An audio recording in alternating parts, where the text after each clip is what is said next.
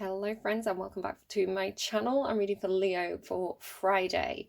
So you don't have to be Leo sun sign. You could have Leo rising, Leo moon, Leo Mars, Leo Venus. You could be dealing with a Leo, connecting with a Leo. You could just really like Leos and want to watch the reading. I don't know, but if Leo energy speaks to you, then this could be your reading. We're talking about healing today. So I'm going to ask what needs to be healed and how are you going to do that, right? Advice on how you're going to tackle that healing.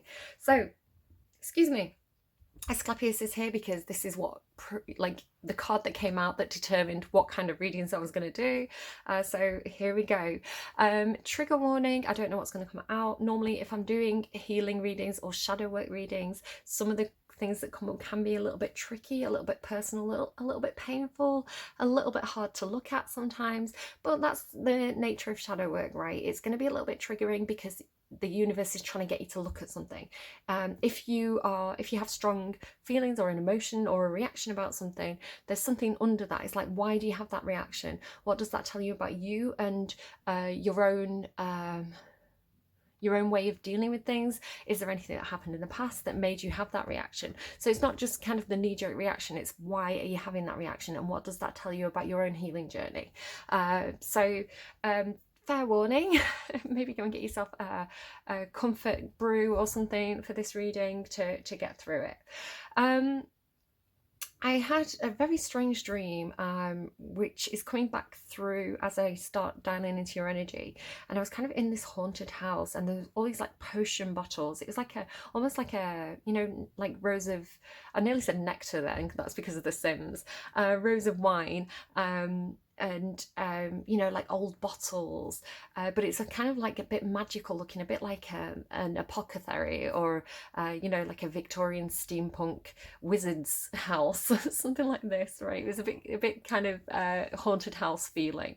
I did feel like it was haunted as well, and there was like all these weird bottles, like really weird and wonderful. I remember one was like spiky, and it looked like I know there were other people, I had like friends with me, it was kind of like Scooby-Doo, right? And I shouted to them, oh, there's a bottle here that looks like the Highlander, because that's how my brain works when I'm dreaming.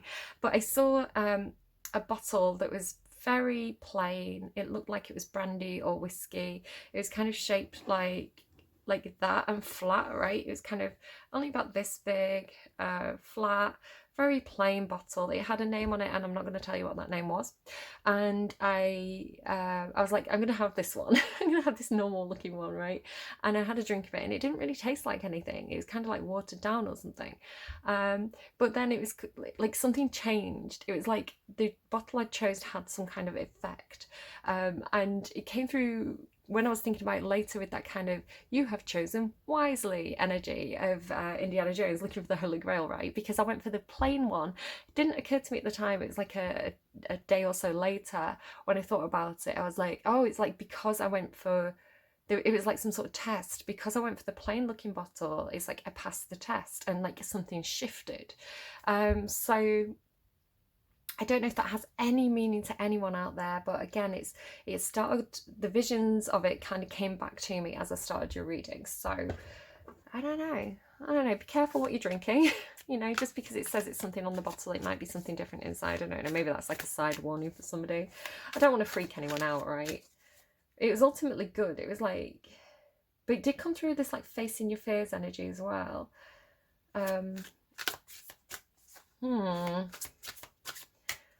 Lovely, lovely, lovely Leos. I'm reading for Friday. Leos, Friday. What needs healing for my Leos? Oh, hello. You've got the Emperor. Is that you, or is that a father figure? Is it your relationship with authority figures? Something about the person in charge? Something about, because it's like kissing a lot of frogs as well. I'm getting like kissing a lot of frogs to get to your handsome prince. Something like that. So like healing past relationships, or healing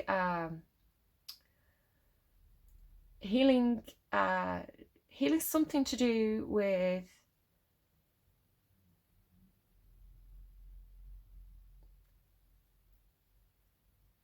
if you're this person, kissing a lot of frogs, right? Trying to find your handsome prince, trying to find your emperor, he, she, they, flip it around if you need to. It's like you're healing something to do with father figures, like daddy issues, right? I'm just gonna say it as it is, or authority figures, because the emperor is like that kind of like patriarchal, makes the decisions, leads everybody else, makes the rules, enforces the rules, like, you know, they're giving you like enforces the bedtime routine kind of thing. So and he's looking away. So it has this feeling of like trying to make yourself happy or trying to find your own inner wish fulfillment, because this person perhaps is a little bit defensive towards you. And it doesn't have to be a single person either. Somebody could spring to mind. You could be like, yeah, that's my dad, or yeah, that's my husband, yeah, that's that guy I had a crush on in high school and they didn't pay me the slightest bit of attention. But to be honest with you, I'm getting that it's some kind of pattern, right? It's some kind of pattern of and it could be, I mean, I've got daddy issues, I'm going to be honest with you here. It's like, if you had an absent father or a judgmental father or a critical father, you know, maybe you really try and impress those kind of people, right? It's like you really want their attention, you really want them to say, well done, you did a good job there. You really want them to notice you, to notice your efforts. And it gets to a point where, I mean, my dad's great. We've got a pretty good relationship, but, you know, parents notoriously, they F you up in so many different ways, right? like parenting's hard. You just have to make one mistake and that's it. Your child's like ruined for life. I'm making light of it, but, you know, and it doesn't have to be that you've got a terrible relationship with your parents or anything like that, but maybe there was something, maybe they worked too hard, they were never around, maybe, you know, they didn't notice your efforts. So it's like you then develop this personality trait or this kind of pattern of behavior where you are always trying to impress those kind of people. So, you know, you get a new boss, they've got that kind of paternal energy to them, and it's like you really want to please them, you really want to do a good job, you really want them to say, that's great, have a gold star, right? You know, you're trying to impress like teachers, it doesn't even have to be a man, right? It's just people who have that kind of authoritative energy to them, you know, and like trying to get under their shields, under the defenses, trying to, you know, get closer to them, but they've always got this guard up, right? They always keep you at a distance. So it could be something to do with you and your relationship with people like this. And I'm going to give you the switch around if it's not your story, you know, so hang on. But the Nine of Cups is figuring out how to make yourself happy, how to not need this person's approval, how to understand that that person is that person and their behavior is part of their own unique kind of soul DNA, right? The way that they behave is part of their matrix behavior, and it's not really anything to do with you. So when you start to distance yourself, when you start to disassociate their behavior with your behavior, it's much easier to see their behavior as a reflection of them and not a reflection of you. So if that person doesn't see you and value your efforts, you see your own efforts, you see how much work you've put into that, you're proud of yourself. And if they don't notice that, then quite frankly, they're below you, aren't they? You know, so it's taking the power back. It's like rewiring your brain, rewiring your thought processes to no longer crave that kind of approval, or, you know, no longer kind of people pleasing, and yeah, really being good on your own emotionally. So I'm getting the urge to read the Nine of Cups to you. Look is my finery. I've always had the most ferocious ambition, and it worked really well for me. So it sounds like this is a different spin on it. So some of you, it's your own ambition, right? So different message coming through. I've always had the most ferocious ambition, and it worked well for me. Luck has always been on my side, and that's why the 4-leaf clovers are my most favourite finery. Look at me. I'm beautiful, rich, loved. I have everything one could wish for. Pure satisfaction defines my life. Feel blessed to see me appear before you, for I bring luck on all possible levels.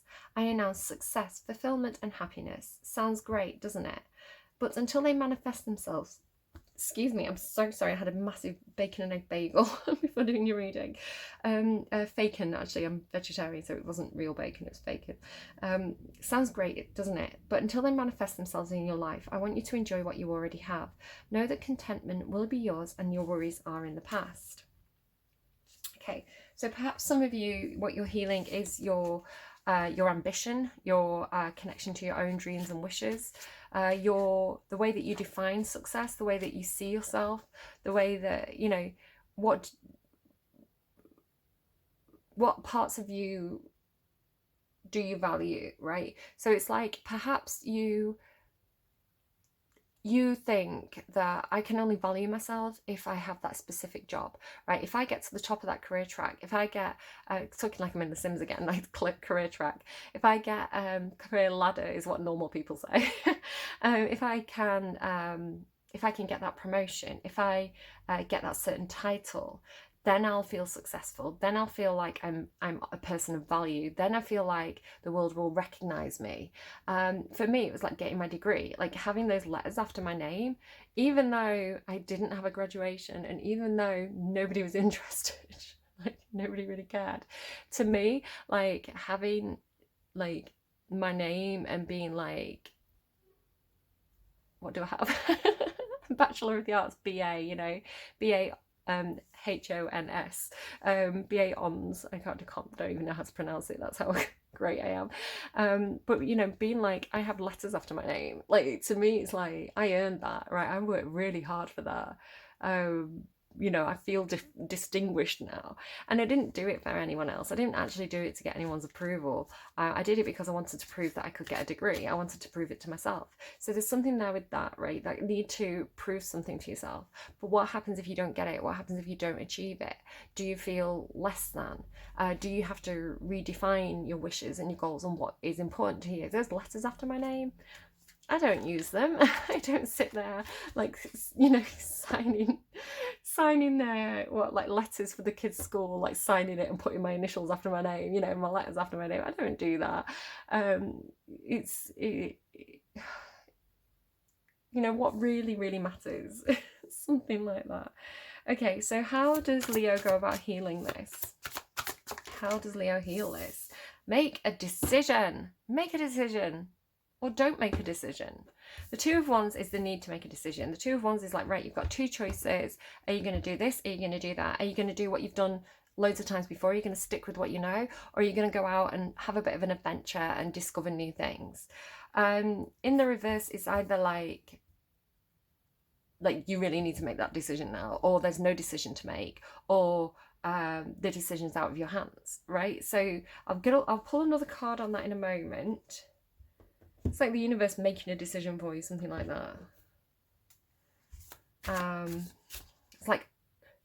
It's like a door closing on one pathway and another door opening, because you can see she's actually got a skull on her hand. So it's almost like this red path is that path's dead, right? You can't go down that path anymore. That path's closed. So, but this path here with this moon here showing that this path's unknown. They keep giving me the labyrinth. They keep giving me like paths unknown, something outnumbered. I fought my way here to like something unknown, right? This is the path unknown. So it's like laying Yorick to rest, right? Putting down the understanding that route is close to you, and turning around and seeing this new route open, and understanding that there's excitement in the adventure, right? There's dreams. The moon can be dreams and fantasy, and it's like, I don't know what's down this path, but I could imagine all this really good stuff. And yeah, you could imagine bad stuff too. The moon can also represent fears, right? The moon is basically our own imagination, and sometimes it can create beautiful fantasies, and sometimes it can play tricks on us, and sometimes it can, you know, really scare us when we have a bad nightmare. But it's like, you don't know what it is. So it's like this, you know, Scooby-Doo. I've mentioned Scooby-Doo. It's like, it's an adventure every single time. So you can see the fun in it, right? It's glass half full rather than glass half empty, and not getting like overwhelmed by your fear, something like that. So tell me more about the Emperor and the Nine of Cups, Hangman energy. Yeah, there's definitely some kind of blockage, and there's the Emperor again, look. So you've got the Emperor twice. Like I say, it doesn't even feel like it's one specific person. It feels like it's a pattern, right? It's like an archetype energy that you keep encountering in your life. And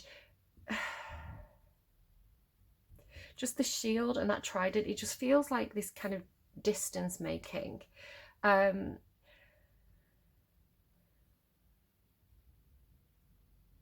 So for those of you who this is a person, right, this is a father figure, an archetype that you keep encountering, it keeps playing out the same way. You keep trying to get their attention, they keep pushing you back or ignoring you. It's like you can't get close to them. Because the hangman is like a stuck energy, and the shield is kind of telling me like stuck, like there's like a blockage, there's a like tied up energy.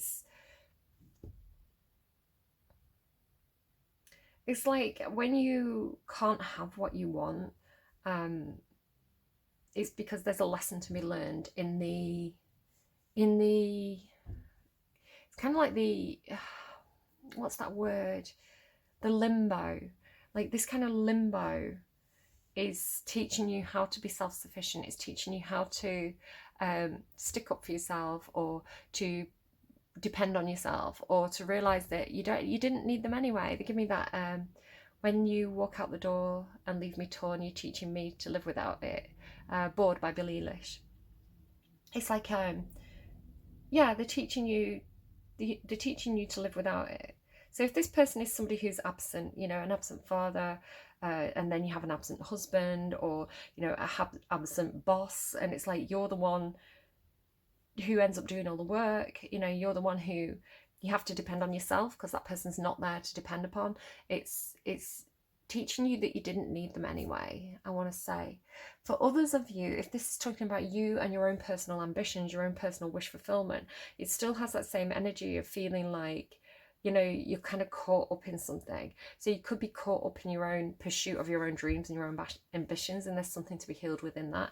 Or it could be, you know, the hangman is seeing something from a different angle, so it still has this same energy of like not being able to achieve something, or not being able to reach a certain goal, or feeling like you're all tied up in something, and you're not free to move towards your own dreams and wishes.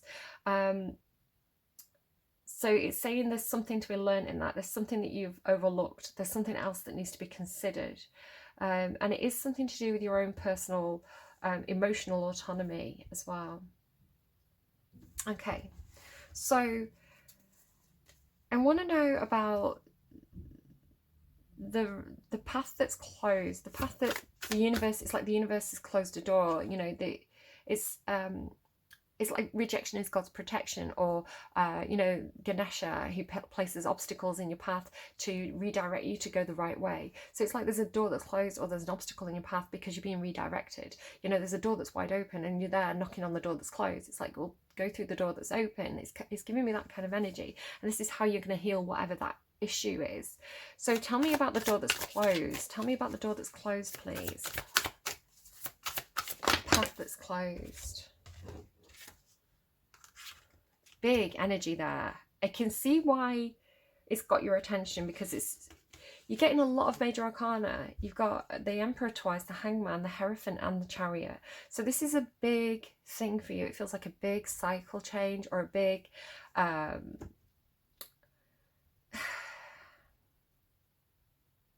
it's something that's very, very important to you, or something that's taken up a lot of your time, or a lot of your efforts, or a lot of your energy. That path that's close to you, the Hierophant can be higher education. I was talking about getting my degree. Maybe you can't do the course that you want to do. You can't do the doctorate project that you wanted to do. But the Hierophant, again, I was talking about patriarchal figures with the Emperor. The Hierophant is also that kind of patriarchal type of figure. Now, normally the Emperor to me is like father figure. The Hierophant can also be like a father, but it tends to be more like grandfatherly energy, right? It's a little bit more spiritual. It's a little bit more about where the Emperor is like busy running his empire. The Hierophant is more about teaching people spiritual lessons, you know, sharing their wisdom, sharing their advice, offering guidance, offering you know, they've got advice to give, they've got information to give, they've got guidance, you know. So it could be, again, like a teacher. It could be it's just someone who has a lot of information or advice, or wisdom that they're passing on. So here it feels like this person's kind of studying alone. feels to me that this is something to do with you, perhaps not having the guidance that you needed, or like these emperors that have been in your life, these father figures, this patriarchal archetype that's coming through. And again, just switch it if you need to. It could be mothers as well, but perhaps it's a very domineering mother, a very career-minded mother, rather than and I'm not getting too much into gender roles. Flip it and reverse it however you need to. I'm just telling you the description and the meaning of the cards, right?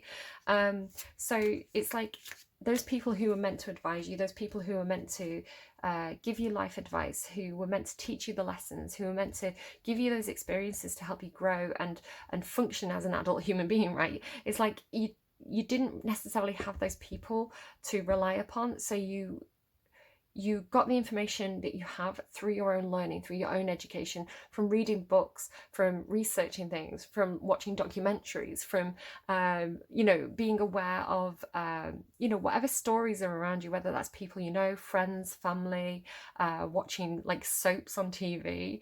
They're showing me Hollyoaks, which I know one of my Leo friends loves Hollyoaks, or like movies, right? It's like say you grew up in a family where and this isn't going to be for everybody, but it's like, say you grew up in a family and your father wasn't around, so it was just you and your mother. So perhaps you didn't have an atypical family for whatever time you grew up in, and perhaps all your friends had both parents and you were the only one with a single parent. And it's like you missed out on half of that education from, the second parent, especially if, like it was a single parent and they were working all the time and they didn't have that attention to, enough time to give you all the attention you needed. And it's like, I'm not blaming anyone here. I'm not saying anyone was at fault. I'm saying that sometimes circumstances mean that we grow up a certain way that's different to other people. Sometimes circumstances dictate that we have to do certain things in life that mean we don't get all the experiences, right, that everybody else does. We all have different experiences. So it's like whatever was missing, whatever the gap was, and I do feel like it's this paternal gap in some sort of way. Again, it could be your parents were together but your father worked away. They're showing me like an oil rig, or you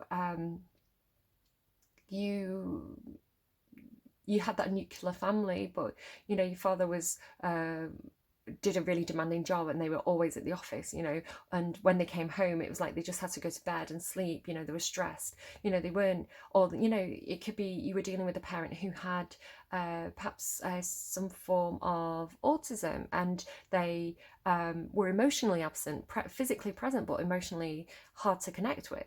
So it's like it's just like those missing pieces, those gaps in your like life education were filled by books or movies or the experiences of others. Like you had to learn it a different way. So the Chariot is like taking charge. The Chariot is like bringing energies together, really harnessing something. So harnessing an education, taking control. So what the path that's close to you is something to do with education. What is that? They gave it me really briefly, and I only got part of it. It's like the education is like an old 70s movie, and I can see it, right? I can see like the main room that like the professor was in with all his books. The Education of Mimi, was it something like that? The Education of, I don't know. If I remember it, I'll put it in the description box below. It's like Educating Rita. There we go, I got it. They gave it me. Educating Rita. I don't know. I can't remember that film well enough to be able to pull it into the reading any more than that, but that's what they're giving me. Educating Rita. So it could be that you wanted to go to university, you wanted to have some feeling of empowerment, but there's something where it's like that door's closed. So what is the path that's open? Oh, Nine of Cups again. Make yourself happy. You've got the King of Swords, the King of Swords fell off the table. Again, it's like the patriarchal figure, the king, right? He was not on the table. So I feel like here's the mother, here's the father. No, it doesn't have to be that. It could be you. It could be if you identify feminine. It's like self-empowerment. So I want to say that for some reason the male energy in this reading is is absent. It's not there when it should be there. The King of Swords as well, it's Aquarian energy. It's emotionally distant. Now, I'm not saying all Aquarians are emotionally distant, but it's a feature of that sign, right? It's you know, sometimes Aquarius can be a bit blowing hot and cold. It can be like they're there one minute and then they've lost interest and they're off doing something else and you can't contact them. So it is that kind of, maybe you've got an Aquarian parent, or an, you know, maybe this you're dealing with one of these Aquarian type father figures. It's like they're not always Aquarius is brilliant. I'm not saying anything bad about Aquarian energy. Aquarius is like, they're innovative. They're, you know, they're inventors. They think out of the box. They're like, they need to be intellectually challenged. Like Aquarius is like such an interesting energy, but again, it's like a feature that they can be there one minute and then gone the next. It's like, where did Aquarius go? It's like they've gone off on their own learning adventure, right? So again, it's like very, very cold, right? It's just this blowing cold energy, absent, blowing cold, emotionally cold. Maybe somebody who, this father figure was like cold in the communication, and they were off the table. So it's like with the Chariot being this harnessing of, basically the Chariot can mean the harnessing of male and female energy, or yin and yang energy, if you want to look at it in a less gendered way, like pulling the two together to make it move forward, right? If the Chariot is being pulled in two different directions, it's hard to move forward. So it's almost like, it's this kind of like, oh, now they're giving me Elsa, let it go, let it go. It's funny because, and I didn't want to mention it because I felt like it was very it was a bit callous. And maybe this is like the type of person you're dealing with. Again, I'm Libra, so I'm that kind of air swords energy too. Where I finished Cancer's reading, and it was a little tough end to that reading. It was like they'd had some kind of sudden loss, like, you know, they really, that Cancerian energy of needing those emotional connections was coming through really, really strongly. It was like, you know, somebody was suffering, somebody needed support and nurturing and help, and, you know, all those kind of things that you go through when you're dealing with something like a painful loss or grief. And I was switching. I was like, I need to get rid of the energy between Cancer's reading and your reading, Leo.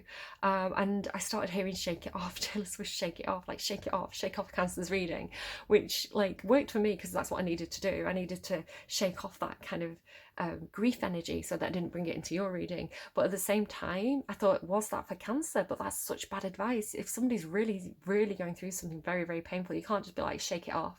But maybe that's what this person's like, just shake it off, right? Walk it off. Where you're like, I can't, because I need that Queen of Cups. I need a Cancerian right now. I need the emotional support, right? And you've got this kind of like paternal Aquarian energy being like, yeah, you'll be fine, just walk it off. What are you crying about? Which I'm laughing, but it's abusive, right? That is a form of abuse. So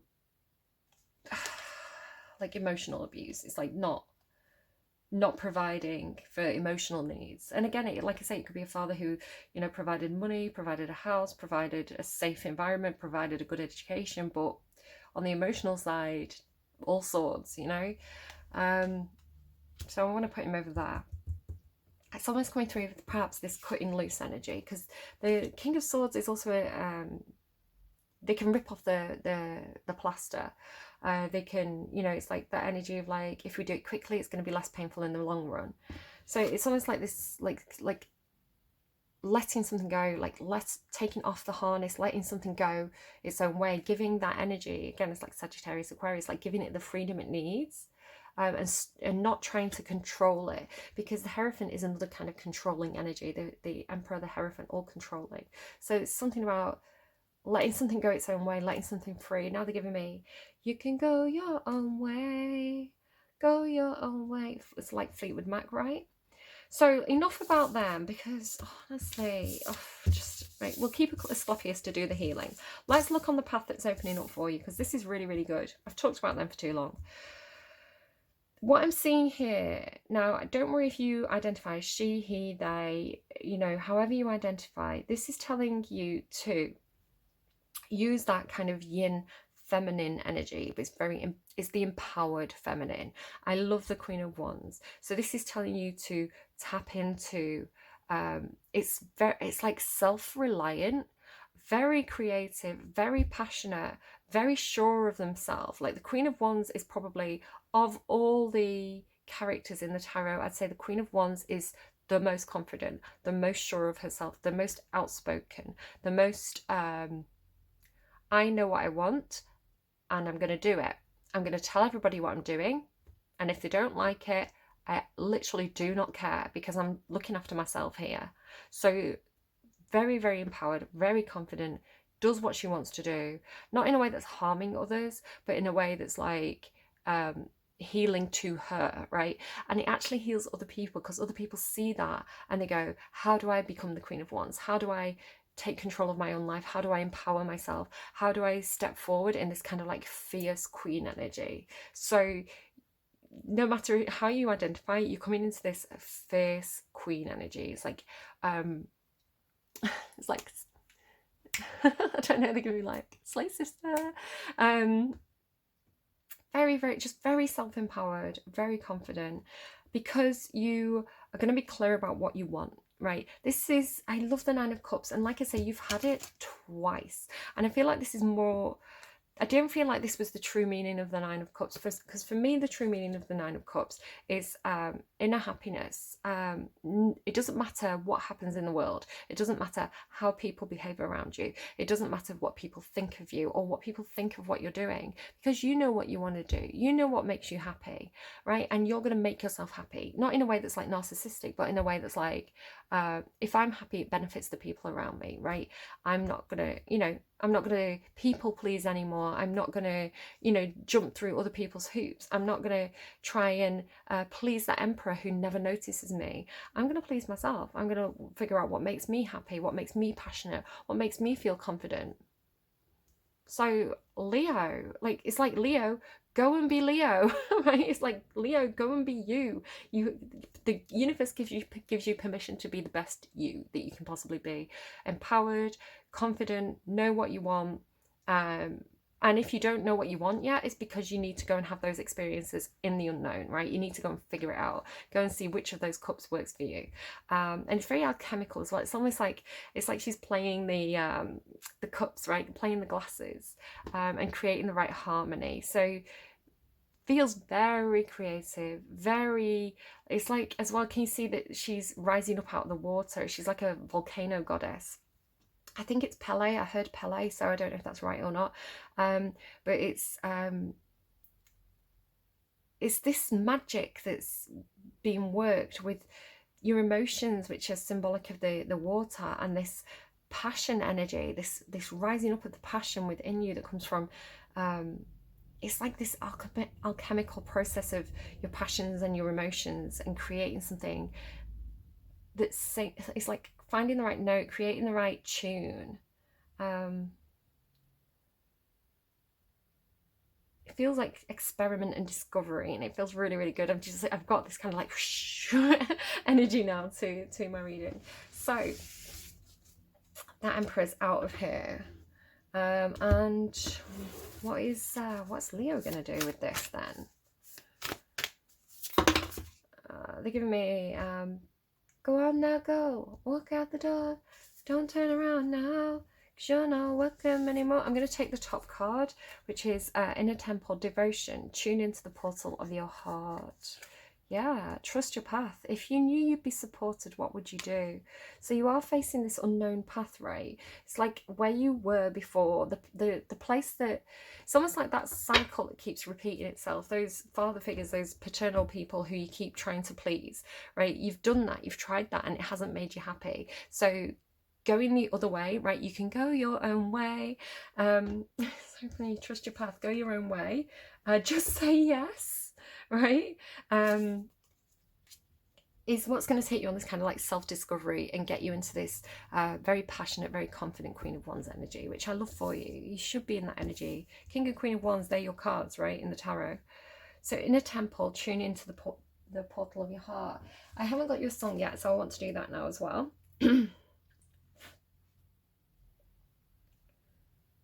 So can I get, what's that on my phone? Get off, fluffy phone. Can I get a song, please, for Leo? Can I get a song, please, for Leo's reading? What does Leo need to know right now? Colorblind by Darius. That kept on coming through for it was like the tail end signs. I'd say mainly Aquarius, and it kind of was a little bit in Cappy and Pisces' reading last week. This kind of all these different colours and colourblind, and somebody who was getting like colour correction glasses, or it's like suddenly seeing a bigger spectrum than you could see before. So it's like going, the example they gave me was going from like 64-bit, if you know, like computer images, like bitmaps, right? 64-bit to 128-bit. It's like there was a bigger colour range, you could get more detail. So again, maybe somebody's getting glasses, colour correction glasses, something like that. Colourblind.